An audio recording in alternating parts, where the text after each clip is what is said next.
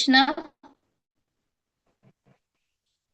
हा आशा. हा, हरिबोल स्टार्ट करू शकता माताजी. रेकॉर्डिंग सुरू झालं. हरे कृष्णा. सर्वांना दंडवत प्रणाम. आजच्या या कृष्ण कथामृत मालिकेमध्ये तुम्हा सर्वांचं स्वागत आहे. आपण प्रार्थना म्हणून सुरुवात करूया प्रार्थनेने. ओम अज्ञानतिमिरान्धस्य ज्ञानाञ्जनशलाकया चक्षुरुन्मीलितं येन तस्मै श्रीगुरुवे नमः. नमो ॐ विष्णुपदाय कृष्णप्रेष्ठाय भूतले श्रीमते भक्तिवेदान्त स्वामी इति नामिने.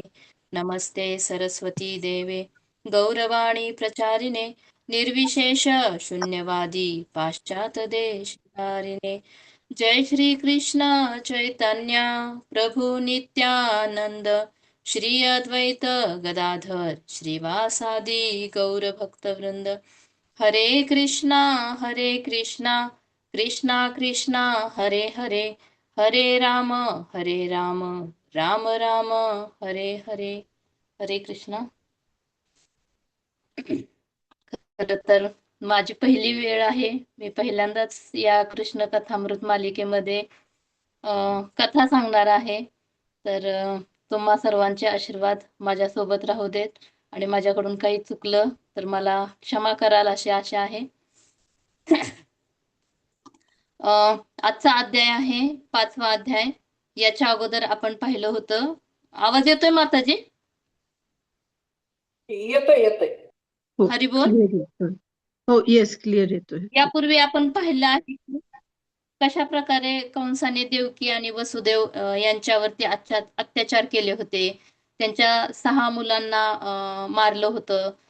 त्यानंतर 7वा गर्भ आपण पाहिलं की रोहिणी मातेच्या गर्भामध्ये स्थानांतरित करण्यात आला होता. आणि आता त्यांचा 8वा पुत्र. आता 8व्या पुत्राने चतुर्भुज रूपामध्ये ते त्यांच्या समोर प्रकट झालेले आहेत. परंतु भगवंतांच्या आज्ञेवरून ते एका छोट्या बालकाच्या रूपामध्ये पुन्हा प्रकट होतात. तर हे इथपर्यंत आपण पाहिलेलं आहे.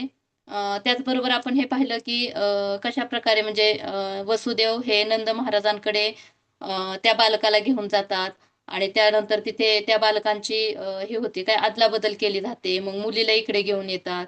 मग जेव्हा कंस मारायला येतात तेव्हा दुर्गा देवी स्वतः आपलं रूप प्रकट करते आणि कंसाला सांगतात दुर्गा देवी की तुझ्या काळाने यापूर्वीच दुसरीकडे जन्म घेतलेला आहे म्हणून. मग तेव्हा कंस आपल्या असुरांना आपल्या मंत्रीगणांना आमंत्रित करतो आणि वृंदावनमध्ये जे काही नवजात शिशु आहेत, नुकतेच जन्मलेले बालक आहेत, त्यांना मारून टाकण्याची ते आज्ञा करतात. तर हे मथुरेतलं वातावरण पाहिलेलं आहे. परंतु आता इकडे नंदभवनामध्ये काय वातावरण आहे? कारण नंद महाराजांच्या घरी सुद्धा पुत्रप्राप्ती झालेली आहे आणि नंद महाराजांना खूप वर्षानंतर म्हणजेच असं सांगितलं जातं की जवळजवळ वयाच्या 50-55 वर्षामध्ये नंद महाराजांना पुत्रप्राप्ती झालेली असते आणि त्यामुळे इकडे नंद महाराजांच्या भवनामध्ये खूप आनंद झालेला असतो. तर नंद भवनामध्ये आता कशा प्रकारे वातावरण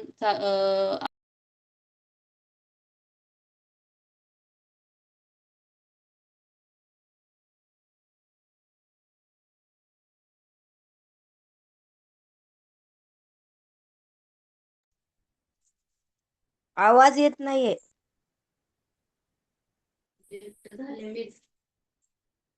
हरी बोल. हरी बोल. रेंज कमी आहे ना थोडीशी. हा, मी लेफ्ट झाले होते माताजी. येतोय का आवाज? हो हो, आलं आलं व्यवस्थित. स्पॉटलाइट. कशा प्रकारे नंद भवनामध्ये भगवान श्रीकृष्णांचं स्वागत केलं जात आहे. तर याची चर्चा आज आपण या अध्यायामध्ये करणार आहोत. तर जेव्हा नंद महाराजांना पुत्रप्राप्ती होते आणि ही वार्ता पूर्ण गोकुळामध्ये समजते तेव्हा सर्व गोपी गोकुळातील सर्व लोक एवढे आनंदी होतात. स्वतः नंद महाराज सुद्धा खूप आनंदी झालेले असतात. म्हणजे असं म्हटलं जातं की त्यांचा आनंद हा गगनात मावत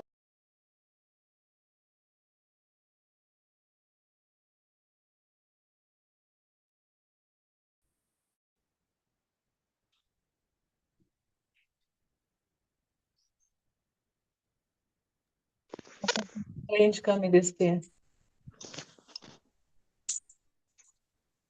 हरी बोल. हा आला आवाज. बोल माती हा थोडस एकच रेंज मिनिट. करता का हा रूम मध्ये थोडी कुठे जागा रेंज जागा चेंज करते. एकच मिनिट. जागा एकच मिनिट चेंज हा. करा. हम्म.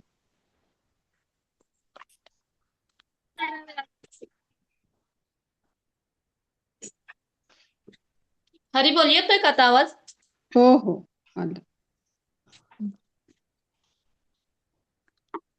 तर कशा प्रकारे नंदभवनामध्ये नंदोत्सव साजरा केला जात आहे, हा आनंद व्यक्त केला जात आहे, तर याचं पूर्ण वर्णन या अध्यायामध्ये केलेले आहे.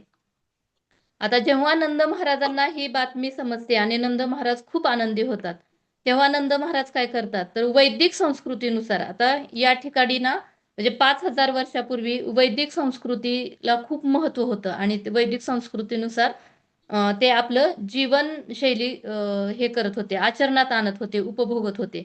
मग तेव्हा ते काय करतात, तर अगोदर स्नान करतात आणि सुंदर अशी वस्त्रे परिधान करतात, स्वतःला सजवतात आणि मग तिथलं वातावरण शुद्ध होण्यासाठी, म्हणजे स्वतः अगोदर शुद्ध होतात आणि तिथलं वातावरण शुद्ध करण्यासाठी ते सर्वात अगोदर ब्राह्मणांना आमंत्रित करतात. कारण ब्राह्मणांच्या करवी त्यांना वेदपाठ याचं उच्चारण करायचं असतं, या मंत्रांचं उच्चारण करायचं असतं, जेणेकरून तिथे वातावरण शुद्ध होईल. मग ते ब्राह्मणांना आमंत्रित करतात, त्यानंतर गायकांना आमंत्रित करतात, आपल्या ज्या काही देवी देवता आहेत, पूर्वज आहेत, यांच्या पूजेची तयारी सुद्धा त्यांनी केलेली असते. मग नंद महाराज जेव्हा ब्राह्मणांना आमंत्रित करतात, ब्राह्मण वेदांच्या मंत्रांचं उच्चारण करतात, तर ते काय करतात, ब्राह्मणांना संतुष्ट करण्यासाठी ब्राह्मणांना दान देतात. म्हणजे भगवान श्रीकृष्णांच्या अवतरणानिमित्त ते ब्राह्मणांना दान देतात. तर ते कशाचं दान देतात, तर ते 2 लाख गायी ब्राह्मणांना दान देतात. आता फक्त गायीच असं हे नाहीये, तर त्या गायी कशा दान देतात, तर त्या गायींना सोन्याच्या जरीची वस्त्रे परिधान केलेली असतात, गळ्यात रत्नजडित माळा त्या गायींच्या घातलेल्या असतात, त्याचबरोबर त्या गायींना लोणी हळद याचा लेप लावलेला असतो आणि अशा खूप सजवून गायी त्यांनी दान दिलेले असतात. मग आता आपण पाहतो की आजकाल मनुष्याला आपण म्हणजे बघतोच आहे आपण ह्या आधुनिक काळामध्ये, की आजकाल मनुष्याला सुद्धा सोन्याच्या जरीची वस्त्रे किंवा रत्नजडित दागिने असतील तर ते आपण सुद्धा घालू शकत नाही, मनुष्याला घालायला मिळत नाहीत. आज आपण पाहतो की त्याची किती किमती वाढलेल्या आहेत.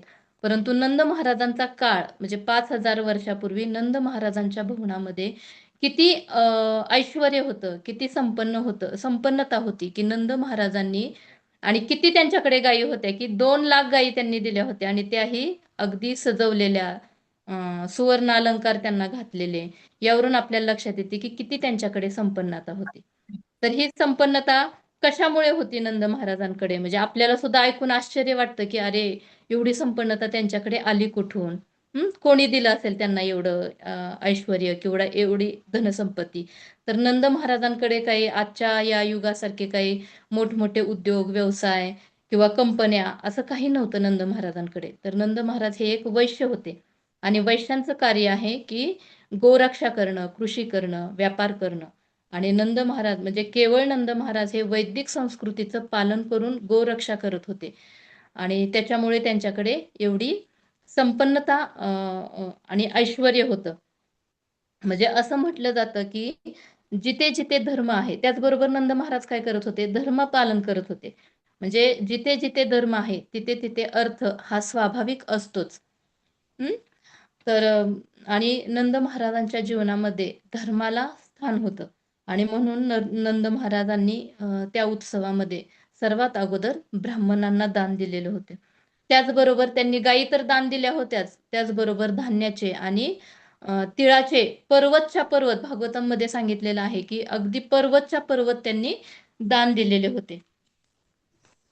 म्हणजे असं म्हटलं जातं, गोपी म्हणतात बघा ते, जयते इंद्रिय जन्म नाधिकम. तर ते जिथे जिथे भगवान श्रीकृष्णांचे चरण असते तर तिथे तिथे लक्ष्मीचा निवास हा असतोच. म्हणूनच व्रज एवढं ऐश्वर्यशाली होतं, एवढं संपन्न होतं की नंद महाराज एवढं दान देऊ शकत होते. अगदी अलंकृत म्हणजे अलंकारांनी अलंकृत करून ते दान देऊ शकत होते. एवढे तिथे ऐश्वर होतं आणि ते सर्व कशामुळे होते? तर भगवंतांच्या कृपेमुळे होते. म्हणजेच काय तर भगवंतांच्या कृपेमुळे काय आपल्याला ऐश्वर प्राप्त होत असते. परंतु आजच्या या आधुनिक युगामध्ये ऐश्वर्य जे आपण मिळवतो, तर ही जी पद्धत आहे, ही पद्धतच आपण काय चाललेलो आहोत, विसरत चाललेलो आहोत. आपल्याला वाटते की आपण माझ्या मेहनतीने, माझ्या कष्टाने, माझ्या हुशारीने, माझ्या बुद्धिमत्तेने मी काय करेन, संपत्ती कमवेल किंवा पैसा कमवेल. परंतु आजकाल आपण पाहतो की कशा प्रकारे वाईट मार्गाने पैसा कमवला जातो. पैसा कमवण्यासाठी इतरांना फसवावं लागतं किंवा खोटं बोलावं लागतं कधी कधी. तर अशा वाईट मार्गाने जेव्हा पैसा प्राप्त होतो, तर तो पैसा आपल्याला काय करतो, आनंद आणि संतुष्टी मिळवून देत नाही. परंतु चांगल्या मार्गाने किंवा धर्माच्या मार्गाने मिळवलेला पैसा हा आपल्याला नेहमी काय करत असतो, आनंद, संतुष्टी, प्रसन्नता प्राप्त करून देत असतो. म्हणूनच भागवतम मध्ये सांगितलेले आहे की मनुष्य हा म्हणजे मनुष्य हा वैदिक संस्कृतीनुसार, मनुष्य आपण जो काही पैसा कमवलेला आहे, जी काही संपत्ती मिळवलेली आहे, तर वैदिक संस्कृतीनुसार ती संपत्ती आपल्याला वेगवेगळ्या प्रकारे शुद्ध करता येते. जसे की सुखदेव गोस्वामी सांगतात की प्रत्येक वस्तूला हे एका वेगळ्या प्रकारे शुद्ध करता येते. तर जसे की शरीराला स्नानाने शुद्ध करता येते. त्यानंतर तपस्येने इंद्रियांना शुद्ध करता येते. एखादी अस्वच्छ वस्तू असेल तर त्याला पाण्याने, धुण्याने त्याला स्वच्छ करता येते. तपश्चर्याने इंद्रियांची शुद्धी करता येते. त्याचबरोबर आत्मसाक्षात्काराने म्हणजेच कृष्ण भावनेने आत्मा शुद्ध करता येतो. आणि दान दिल्याने संपत्तीचे शुद्धीकरण होते. म्हणून श्रील प्रभुपाद सुद्धा आपल्याला सांगतात की आपण नेहमी आपल्या मिळकतीतून जो काही थोडाफार हिस्सा आहे तो आपण सुद्धा काय केला पाहिजे, दान दिला पाहिजे. कारण दानाने संपत्ती शुद्ध होत असते. अशा प्रकारे आपल्याला ज्या काही आपण वस्तू मिळवलेल्या आहेत, कमवलेल्या आहेत, तर याला सुद्धा शुद्ध करण्याचे वेगवेगळे पद्धती आहेत. पण आज आपण त्या पद्धती विसरून गेलेलो आहोत. तर प्रभुपाद म्हणतात की एका गृहस्थाचे मुख्य स्तंभ आहेत ते म्हणजे काय आहेत, तर दान देणे, यज्ञ करणे आणि तपस्या करणे, हे गृहस्थाश्रमाचे मुख्य महत्वाचे स्तंभ आहेत. म्हणून आपण काय केलं पाहिजे, यज्ञ तर आपण करतोच, म्हणजे रोज आपण हरिनाम करतो आहोत, म्हणजेच आपण यज्ञ करतो आहोत, आपण तपश्चर्या करतो आहोत. जसे की बाबा 4 नियमांचं पालन आहे, किंवा आपण एकादशी व्रत करतो. भगवंतांच्या अवतार तिथी असतात, त्या दिवशी आपण उपवास करतो. तर तपस्या ही आपल्याकडून होतच असते. परंतु आपण दान सुद्धा केलं पाहिजे, कारण त्या दानामुळं काय होतं, आपल्या संपत्तीचं शुद्धीकरण होत असतं. आता अशा प्रकारे वैदिक संस्कृतीमध्ये सुद्धा, म्हणजे अगदी 5,000 वर्षापूर्वी नंद महाराजांच्या गावातील लोकांना सुद्धा या या शुद्धीकरणाबद्दल, वस्तूंच्या शुद्धीकरणाबद्दल माहीत होतं. त्यामुळे ते तेव्हा 5,000 वर्षापूर्वी ते लोक सुद्धा काय करत होते, आपलं जीवन हे प्रदूषण विरहित किंवा कल्मश रहित हे काय करत होते, आनंदी असं जीवन जगत होते. कारण ते काय करत होते, आपल्याला जे काही उत्पन्न मिळालेलं आहे ते भगवंतांच्या सेवेत देऊन त्याचं शुद्धीकरण करत होते. आता शुद्धीकरणाचा विषय आलेला आहे, तर नंद महाराज सुद्धा काय करतात, प्रथम हे वातावरण, म्हणजे जेव्हा त्यांना नंदोत्सव, एक उत्सव साजरा करायचा होता की आपल्याला पुत्रप्राप्ती झालेली आहे, तर तेव्हा ते प्रथम वातावरण शुद्ध करतात. म्हणजेच काय करतात, तर ते त्या ठिकाणी ब्राह्मणांना आमंत्रित करतात आणि ब्राह्मणांना त्या वेदाचे पठण करण्यास सांगतात. ब्राह्मण वेदांचे पठण करत असतात, त्याचे उच्चारण गायक गाणी म्हणत असतात. आणि या ध्वनीसोबतच आणि या गायनासोबतच शिंगे, तुतार्या, नगारे, दुंदुबी, त्यातून चौघडे असे वेगवेगळ्या प्रकारची, नाना प्रकारची वाद्ये त्या ठिकाणी वाजू लागली होती. आणि असा खूप सुंदर असा उत्सव त्या ठिकाणी साजरा केला जात होता. आणि या शुभ दिवशी, या उत्सवाच्या दिवशी जे गोकुळ आहे, वृंदावन धाम, व्रजधाम, हे पूर्णपणे रंगीबेरंगी झेंड्यांनी, त्यानंतर रंगीबेरंगी पताकांनी खूप सजवण्यात आले होते. त्याचबरोबर फुलांच्या माळा, आंब्यांच्या पानाची तोरणे लावण्यात आली होती. त्याचबरोबर घराच्या भोवती तांदळाच्या पिठाने सुंदर अशी कलात्मक चित्रे, रांगोळ्या काढण्यात आल्या होत्या. त्यानंतर हिरव्या पानांनी आणि फुलांनी अशी प्रवेशद्वारे उभारली गेली होती. त्यानंतर त्या धामातील जे रस्ते आहेत, घरापुढील अंगणे आहेत, ती पाण्याने स्वच्छ धुण्यात आली होती आणि त्याच्यावरती सुगंधी असे पाणी शिंपडण्यात आले होते की त्या सर्वत्र पूर्ण व्रजधामामध्ये तो सुगंध दरवळत होता, पसरलेला होता. त्याचबरोबर व्रजवासी त्यांच्या ज्या गायी आहेत, गायी, वासरे, बैल, यांच्या अंगाला, यांच्या शरीराला हळद, तेल, लोणी यांचा लेप लावण्यात आला होता. त्यांना छान अशी भरजरीत सोन्याच्या जरीची वस्त्रे घालण्यात आली होती. डोक्यावर मोरपंख लावले होते. त्याचबरोबर त्या गायींच्या गळ्यामध्ये फुलांच्या माळा घालण्यात आल्या होत्या. अशा प्रकारे गायींना एवढं नटून थटून म्हणजे सजवून तयार केलेलं होतं की ते असे त्या गायींना दर्शवित होते, असे त्यांना बिंबवित होते की तुम्ही पण आमच्या परिवारातील एक भाग आहात आणि आमच्या परिवारातील, या परिवारातील एक सदस्य आहात. असं, आणि आम्हाला तुमची आवश्यकता आहे, अशा प्रकारे त्या गायींना गायींना ट्रीट केलं जात होतं. त्याच्यामुळे काय होत होतं, गायी आणखी जास्त आनंदी होत होत्या, प्रसन्न राहत होत्या आणि जास्त दूध देत होत्या. त्याच्यामुळे त्यांचं उत्पन्न सुद्धा जास्त वाढत होतं.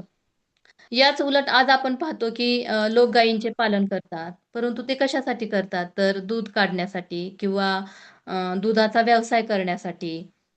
परंतु ही वैदिक संस्कृती आपल्याला शिकवते, आपली भारतीय संस्कृती आपल्याला शिकवते की आपण कशा प्रकारे गायींना सुद्धा आपल्याच परिवाराचा एक हिस्सा समजून आपण सुद्धा, जसं आपण एखादा उत्सव असला, एखादा कार्यक्रम असला की आपण आपल्या घरातल्या मुलांना चांगले कपडे घालतो, आपण स्वतः व्यवस्थित तयार होतो, तसं आपण ह्या गायींना, पशूंना, जे काही आपल्या घरी पाळीव प्राणी आहेत, त्यांना सुद्धा आपण त्याप्रमाणे ट्रीट केलं पाहिजे. आणि म्हणजे हे आपल्याला वैदिक संस्कृती आपल्याला ही शिकवण देत आहे. मग ज्यावेळी आपण अशा पशूंना घरातील एक सदस्य म्हणून वागवले जाते, तेव्हा काय होतं, तर त्या आपल्यासोबत खूप छान व्यवहार करतात, आपल्या बरोबर आनंदी राहतात आणि आपल्याला छान उत्पादन मिळवून देतात. कारण त्यांना पण एक विश्वास असतो की आपण एकाच परिवारातील आहोत म्हणून. मग तर प्राचीन काळी पण बघा, आपण बघतो की जे राजा महाराजा होते ना, ते सुद्धा असे पशु पक्षी यांची खूप काळजी घ्यायचे, म्हणजे आपल्या प्रजेप्रमाणे त्यांना सांभाळत असत. तर आता बघायचं गेलं तर शिबी महाराजांची एक कथा आहे की शिबी महाराज आणि कबूतर. तर एकदा काय होतं की कबुतराच्या पाठीमागे ससाणा लागला होता, ससाणा. तर ससाण्याला काय करायचं असतं, कबुतराची शिकार करायची असते, पण कबूतर पळत पळत म्हणजे असं खूप जोरात येतं आणि राजाच्या महालात शिरतं. तर राजाच्या महालात शिरल्यानंतर राजाला लक्षात येतं की अरे, हे कबूतर खूप घाबरलेलं आहे आणि त्याला मदतीची गरज आहे म्हणून. मग आता ते आपल्या राज्यात आलेलं कबूतर आहे, मग राजा काय करतो, तो ससाना म्हणतो त्या कबुतराला, मला द्या द्या म्हणून, माझी ती शिकार, मला त्याची शिकार करायची आहे कबुतराची. पण आता कबुतराचं रक्षण करणं हे राजाचं कर्तव्य आहे, कारण कबूतर हे त्यांच्या प्रजेप्रमाणे होतं आणि ते राजाच्या आश्रयासाठी आलेलं आहे. म्हणून मग महाराज म्हणतात की तुला दुसरं काय हवं असेल ते सांग, मी ते देतो, पण मी कबूतर तुला नाही देत म्हणून. मग ससाना त्यांना स्वतःच्या मांडीचं म्हणजे कबुतराच्या वजना एवढं स्वतःच्या मांडीचं मांस मागतो, तेव्हा राजा स्वतः त्यांच्या मांडीचं कबुतराच्या वजना एवढं मांस त्यांना, त्या ससाण्याला देतात. मग याच्यावरून आपल्याला लक्षात येतं की त्या काळी सुद्धा, म्हणजे प्राचीन काळी सुद्धा राजा महाराजा कशा पद्धतीने अगदी पशु पक्ष्यांना सुद्धा आपल्या प्रजेचा एक भाग समजत होते आणि त्यानुसार त्या पक्ष्यांची सुद्धा, पशूंची सुद्धा काळजी घेत होते, सांभाळ करत होते. याच प्रकारे युधिष्ठिर महाराजांच्या काळात सुद्धा गायी ह्या खूप आनंदी होत्या, सुखी होत्या.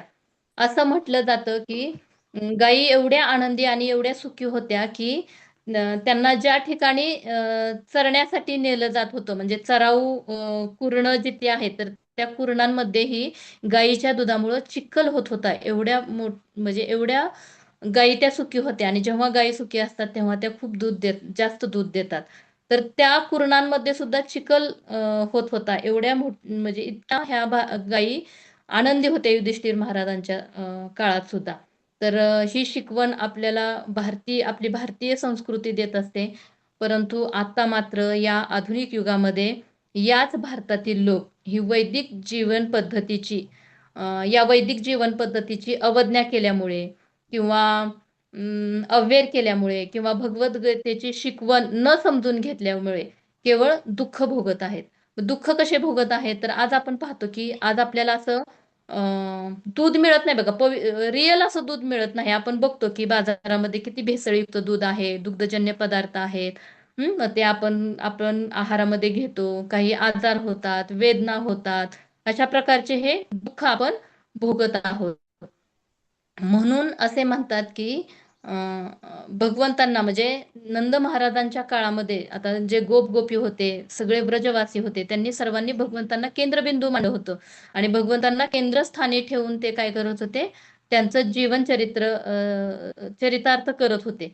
तर आपण सुद्धा आपल्या जीवनामध्ये भगवंतांना केंद्रबिंदू म्हणून आपण सगळ्या गोष्टी केल्या पाहिजेत. म्हणजे काय होईल की आपले जीवन सुद्धा सुरळीत होईल. कधी कधी आपल्या मनात असे विचार येतात की आपण खूप छान जीवन जगलं पाहिजे, धार्मिक मार्गाने जीवन जगलं पाहिजे. पण त्याच्यासाठी आपल्याला सर्वात आधी म्हणजे फक्त विचार येऊन उपयोग नाही, तर आपल्याला सर्वात अगोदर आपल्याला काय करावं लागेल, तर आपल्याला वैदिक संस्कृतीनुसार म्हणजे आपल्याच भारतीय संस्कृतीला आपल्याला आत्मसात करावे लागेल आणि त्याच्यानुसार आपल्याला जीवन जगावे लागेल. तर पुढे शुकदेव गोस्वामी सांगतात की जेव्हा नंद महाराजांच्या पुत्रप्राप्तीची वार्ता ही गोकुळात समजते, तेव्हा जे गोपजन आहेत, तर ते गोपजन एवढा त्यांना आनंद होतो की गोप गोपींची हृदये ही आनंदाने भरून जातात. आणि मग गोप स्वतःला सजवतात, सुंदर छान वस्त्रे परिधान करतात, त्याचबरोबर गळ्यामध्ये छान छान अलंकार घालतात, कानात वेगवेगळ्या प्रकारची कर्णकुंडले घालतात, त्यानंतर शरीरावरती डोक्यावरती वेगवेगळ्या प्रकारचे फेटे, पगड्या बांधल्या जातात आणि माणिक मोत्यांचे हार घातले जातात. आणि अशा प्रकारे ते स्वतःला नटून थटून अगदी ते सुद्धा त्या उत्सवामध्ये भाग घेण्यासाठी जातात. आणि ते जाताना सुद्धा ते काय करत असतात, श्रीकृष्णांसाठी, त्या बालकासाठी काही ना काही भेटवस्ती ते घेऊन चाललेले असतात.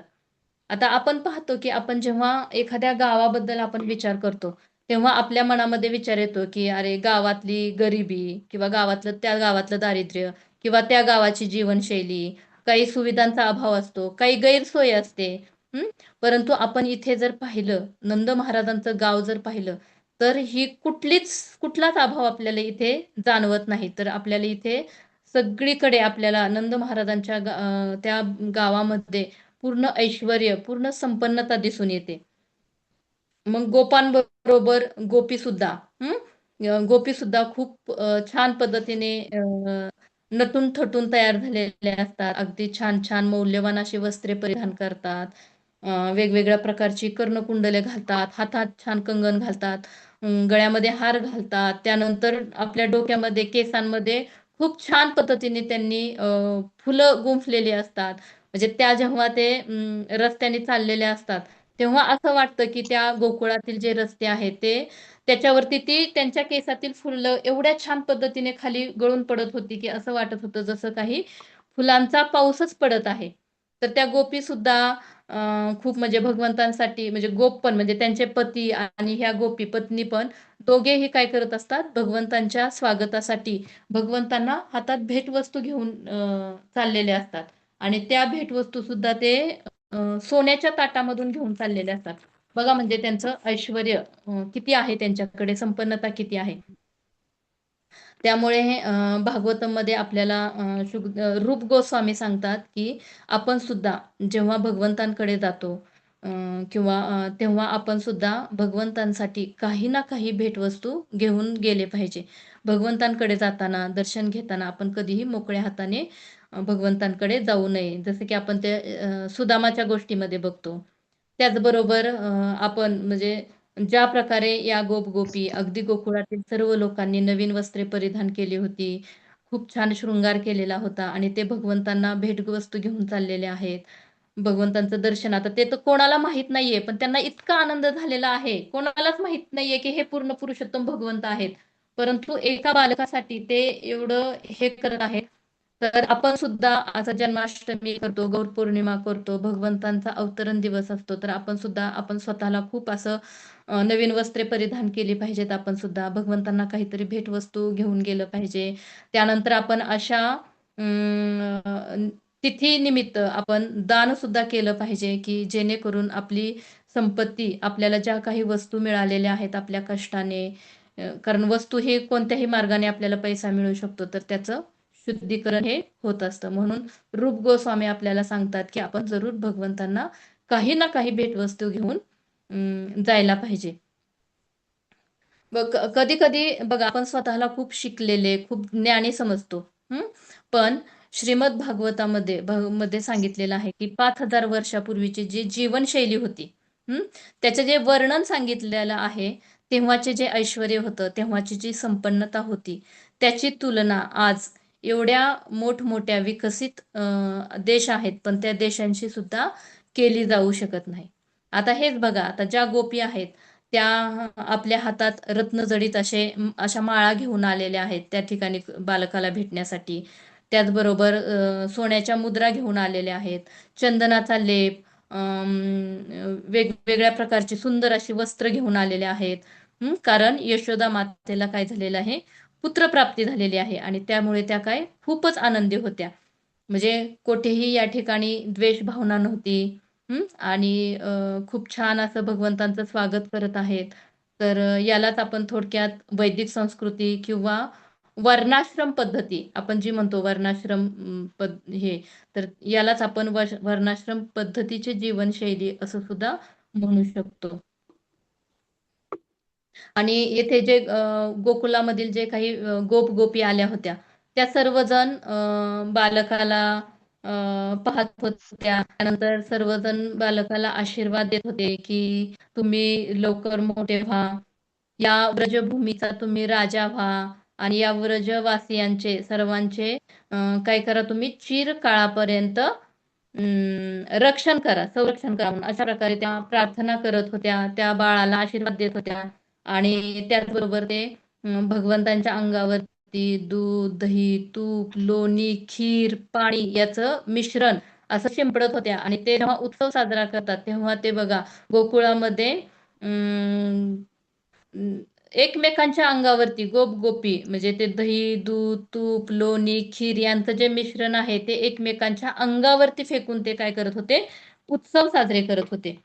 तर अशा प्रकारे भगवंतांकडे काय होतं, एवढं ऐश्वर्य होतं, की आता आपण पाहतो की आपल्याला खायला मिळत नाहीये ओरिजिनल लोणी असेल, तूप असेल, पण नंद महाराजांच्या काळामध्ये एवढी अं, हे होतं, संपन्नता होती या गोष्टींची. कारण ते काय करत होते, त्यांचा व्यवसाय म्हणजे त्यांचं कार्यच होतं, वैश्य असल्यामुळे त्यांचं कार्य होतं की गोरक्षण करणं आणि चांगल्या प्रकारे गोरक्षण करत असल्यामुळे हे सगळं त्यांच्याकडे विपुल प्रमाणात होतं. आणि कोणताही उत्सव असला म्हणजे कोणताही उत्सव साजरा करायचा म्हटलं, की गोकुळामध्ये दही, दूध, तूप, लोणी लोक काय करायचे एकमेकांच्या अंगावरती फेकायचे आणि अशा प्रकारे उत्सव साजरा करत होते. अशा प्रकारे हा नंदोत्सव महान असा नंदोत्सव या ठिकाणी साजरा होत होता आणि त्याचबरोबर त्या ठिकाणी वेगवेगळ्या प्रकारची वाद्ये वाजत होती कारण संपूर्ण ब्रह्मांडाचे नायक हं? ब्रह्मांडाचे स्वामी यांचा या ठिकाणी जन्म झालेला होता. परंतु आता इकडे बघा त्याच्याच एक रात्र आधी म्हणजेच आदल्या रात्री भगवंत जेव्हा चतुर्भुज रूपामध्ये देवकी आणि वसुदेव यांच्या समोर प्रकट झाले. तेव्हा वसुदेवांच्या बेड्या, पहारेकरी, ते उघडलेले दरवाजे, यांनी काय केलं होतं, वसुदेवांना प्रेरणा मिळाली होती आणि मग त्यांनी गोकुळात जाऊन नंद महाराजांकडे या बालकाला सोडून आले होते. आता हे सर्व काही श्रीकृष्णांच्या सांगण्यावरूनच त्यांनी केलेलं होतं. आणि आता हा बालक एक साधारण बालकाप्रमाणे, म्हणजे आता हे भगवंत एका साधारण बालकाप्रमाणे वागत आहेत आणि स्वतःला असं प्रस्तुत करत आहेत की मी एक साधारण बालकच आहे. म्हणजे किती अद्भुत अशी ही भगवंतांची लीला आहे. तर ते सर्व काही जाणत असूनही, त्यांच्याकडे सर्व सामर्थ्य असूनही ते एका अज्ञानी बालकाप्रमाणे व्यवहार करत आहेत.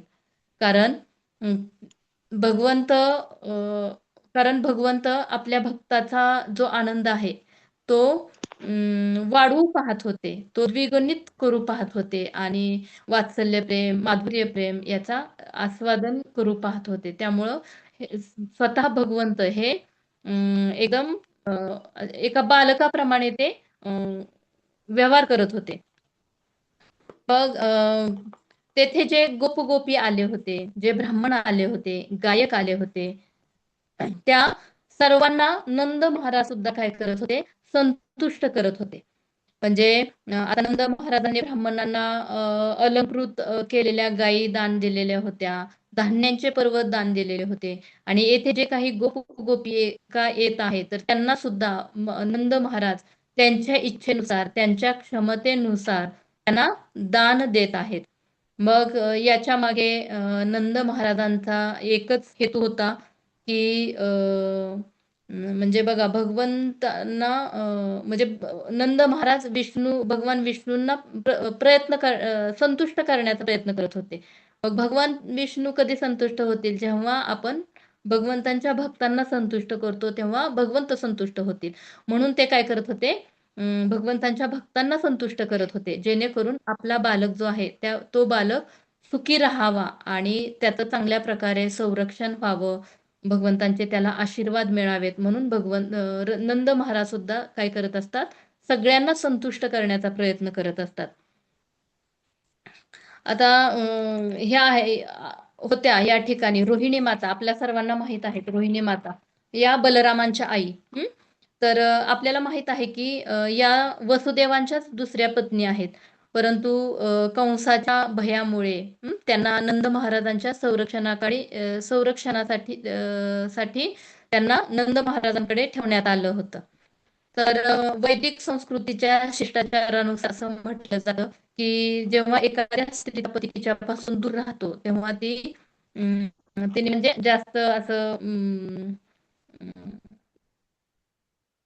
वस्त्रे असे परिधान करू नयेत किंवा जास्त दागदागिने घालू नयेत, जास्त शृंगार करू नयेत. परंतु हे वातावरण असं आहे इथे पूर्ण पुरुषोत्तम भगवंत यांचा जन्म झालेला आहे आणि वातावरण एवढं प्रसन्न आहे की रोहिणी माता सुद्धा खूप छान मौल्यवान अशी वस्त्रे परिधान करतात.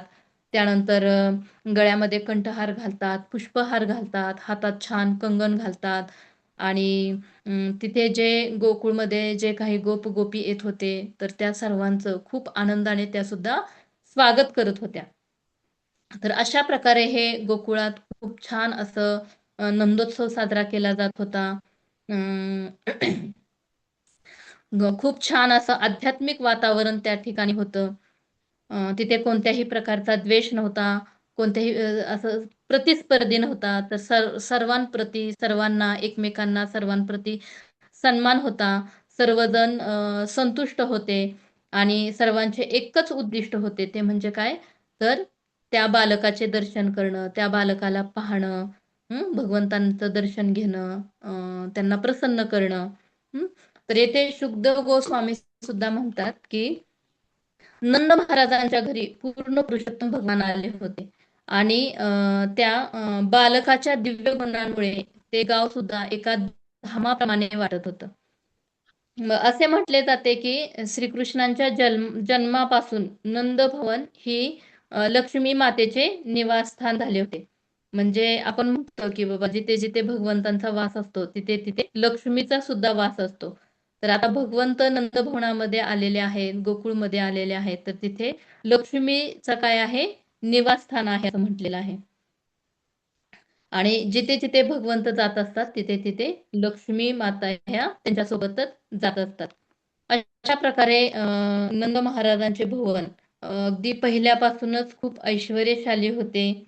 पण आता आता तर बघा भगवान श्रीकृष्णांचा त्या ठिकाणी जन्म झालेला आहे आणि आता श्रीकृष्णांच्या जन्मापासून तर ते भुवन गोकुळ अधिकच ऐश्वर्यशाली बनलेलं आहे. आता ऐश्वर्यशाली बनलेला आहे. तर आता हे सर्व हा जो उत्सव आहे नंदोत्सव, तर हा खूप छान, खूप मोठ्या प्रमाणामध्ये, खूप छान पद्धतीने एका आध्यात्मिक वातावरणामध्ये हा नंदोत्सव साजरा झालेला आहे. खूप सात्विक ह्याच्यामध्ये नंदोत्सव साजरा झालेला आहे. मग आता नंदोत्सव साजरा झाल्यानंतर नंद महाराजांचं दुसरं कर्तव्य होतं. म्हणजे नंद महाराजांच्या लक्षात येतं की अरे आपल्याला कंसाच्या शासनाचा कर भरायचा आहे. हं? तर मग त्यांना लक्षात येतं की आपल्याला आता मथुरेला जावं लागेल. मग भगवान नंद महाराज काय करतात तर त्या गोकुळामधीलच काही समर्थ गोपजन जे आहेत, समर्थ गोपजन, तर त्यांना ते बोलावून घेतात आणि जी वृंदावनाची गोकुळची जी जबाबदारी आहे, संरक्षणाची जबाबदारी, ते त्या गोपजनांवरती सोडतात. गोपजनांना सांगतात की तुम्ही आता गोकुळाचं चांगल्या प्रकारे संरक्षण करा. कारण नंद महाराजांना मथुरेला जायचं असतं आणि मग नंद महाराज ती जबाबदारी सोपवून पुढे मथुरेला जातात आणि मथुरेमध्ये गेल्यानंतर त्यांची वसुदेवांशी भेट होते आणि त्यांच्यामध्ये खूप महत्वाची अशी चर्चा होते. तर ही चर्चा कशा प्रकारे होती, कोणती चर्चा असते, हे आपण उद्या पवित्र लीला माताजींकडून ऐकणार आहोत. हरे कृष्णा. खूप खूप थँक्यू. काही राहिलं असेल, काही चुकलं असेल तर क्षमा असावी. हरे कृष्ण.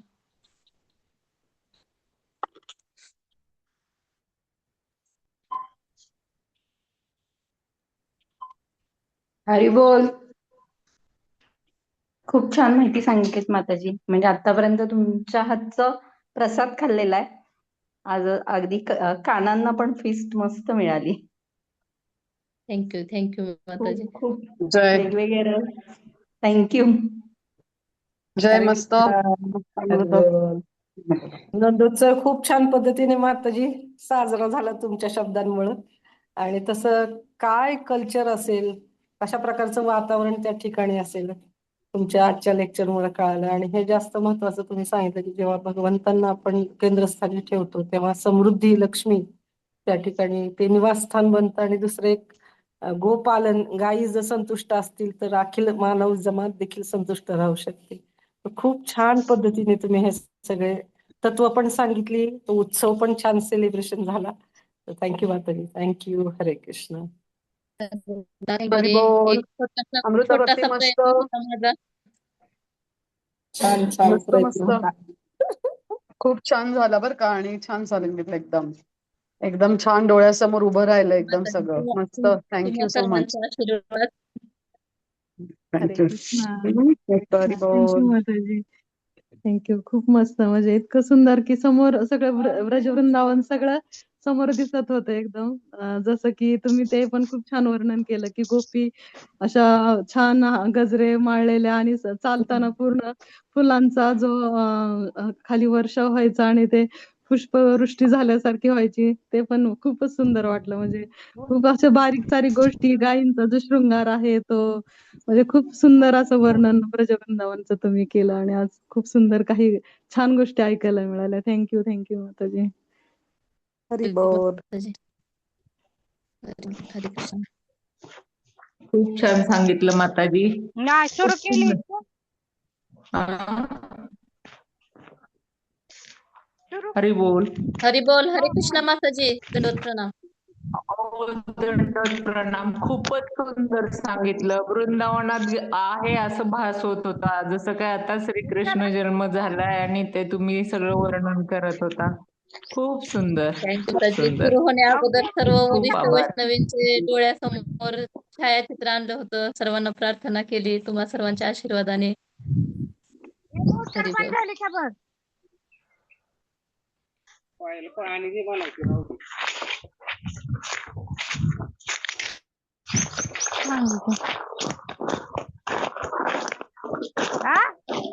माताजी लिव्ह काय? मीटिंग. हरे अरे कृष्ण. अजून इकडं किती कोण ती कोण आहे? मीटिंग लिव्ह करू इकडं नका किती माताजी. टायमिंग त्यांचं हा माताजी, हरी बोल, हरे कृष्ण. नित्यसाठी माताजी करू शकतील, नाही तर तुम्ही.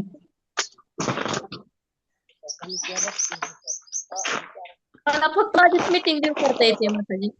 ओके बंद ओके. करून गॅस कोणतं नित्यसाठी बघत माताजी, नित्यसाठी माताजी करतायत तुम्ही बरोबर. येस कोणतं लेक्चर आहे की? अच्छा, तुला करता येते का बघ, नसेल पण होस्ट को होस्ट आहे ना.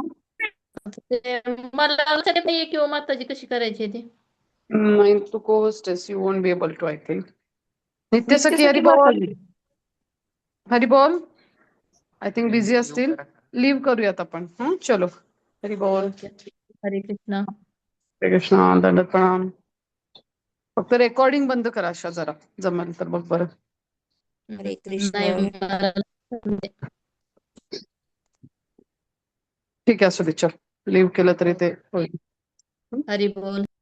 हरी बोल. पण रेकॉर्डिंग एंड करता येते का बघ ना आशा. हरी बोल. अमृता, अहो कसं करणार हो माताजी? हे बघ, तू ना, कारण काय होईल ना, तर ते सगळंच रेकॉर्ड होत राहील, लिव्ह झालेलं सगळं सगळं सगळं ते.